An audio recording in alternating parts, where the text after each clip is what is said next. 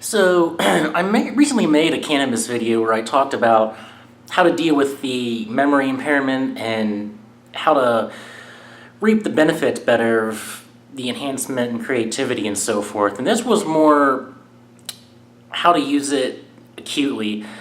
One of the things about it, though, that I got to thinking about, I really got to thinking a lot about how it helps you in more subtle ways, very high-level ways, and yet fundamental ways, and why I think it's such an important way.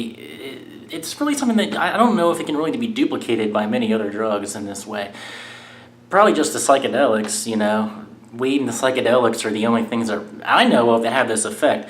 But let's take a step back first and explain different types of motivation, okay? There's external and there's internal motivation. External motivation is what it sounds like. It's something external that is meant to motivate you, like money or, I don't know, I guess it could be sex or drugs or like a job promotion. Anything that you do for something external. And internal motivation is just basically where you do something because you like it, you have a passion for it, and whatever. So when it comes to creativity, usually external motivation isn't that good. In some instances it can help. If you have a lot of expertise, it can help. If you're specifically rewarding somebody for creativity, it can help. But for the most part, the thing that's always going to help you with creativity is if you're passionate about something, if you really, really care about it. And that's where I think cannabis can really come in, because it helps you to remember what it was that you got into something for. Sometimes you can get into something and you get lost. I think this actually happens a lot in college, You're a little kid, you want to make discoveries, you want to change the world, you want to invent stuff, yada, yada, yada. And by the time you're done with college, you just want to get out, you want to get your degree, you want to make a little bit of money. You're tired of spending so much money on this school. And it's just so formal and so dry and so organized and sterile that you really, if you pay too much attention to it and you're too focused on it, I think you just lose your way sometimes. You forget what you got into it for. It's like the same thing with doctors, You hear about these doctors that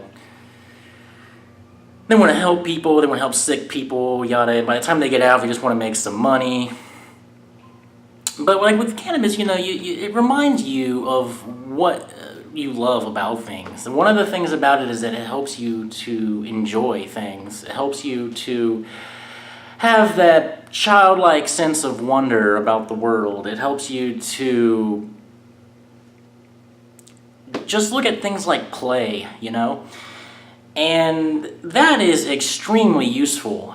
You have a zillion things out there that we can take now. That can help with memory, things that can stimulate you, they can help you to focus, they can, help, even things like depression. And that's probably the closest second thing that I can think of, because if you're depressed, you don't care a lot about things. So if you can alleviate that, it can help you to get back to your baseline. But weed can really help you. It can give you a boost if this isn't even a problem, and if it's even like a subclinical sort of condition where you're not really depressed, but like I said, you've just lost your way. Cannabis can help you to remember what you love about things. And so in the long run, that is extremely important for creativity. It helps you with the internal motivation because it helps you to just relax your mind, and wonder about things and just ask questions because you want to ask questions. And sometimes, you're just going to ask stupid questions and you're going to look back when you're sober-minded and you're going to think it was just kind of stupid. But a lot of times when you smoke, you're going to think about things in a whole new light. You're going to remember things. You're going to see things in ways that it's like you forgot, and you see things like a kid again, and you remember why you got into engineering is you start thinking about how things are working and how you want to do things different. You look at things new. It helps you look at things in a new light. These are the things that can help you in the long run, because it's not so much, it's the type of thing that you can write down. It's just like, how you feel. And I think that over time, it's definitely something you can remember. Over time, it's like it's an ongoing treatment. So, I can be high and then sober, and then I can remember the way I was looking at things in general when I was high, and then I keep feeling that way, I can keep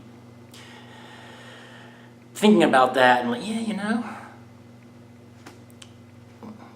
this is really cool. I remember the way I was looking at things after I smoked that joint or whatever, and this really is fascinating. But you know what I mean? Like, it helps you in the long run. It's the type of thing that isn't being addressed in other places, and it's just something that I really wanted to hit on, that I think makes it such a unique substance. Not just that, but the thing about it that I think is really an advantage over anything you might get from psychedelics is that it's something that you can you smoke it and go to work. I don't know how you function on it, but a lot of people can. I can. I function very well. I can. I've aced tests when I was high. We're all different. I think it just helps me function a lot better. It actually helps my dual impact scores, but I don't know. That's a different story. That's not what I'm talking about. But yeah, you can smoke it. You can go to work, and it's the type of thing that's going to reconnect you with what you might have forgotten. It's going to help you to have a passion for what you're doing, and that in the long run is going to help you to be more creative. And that's what I wanted to make this video to point out. So thank you for watching, and have fun.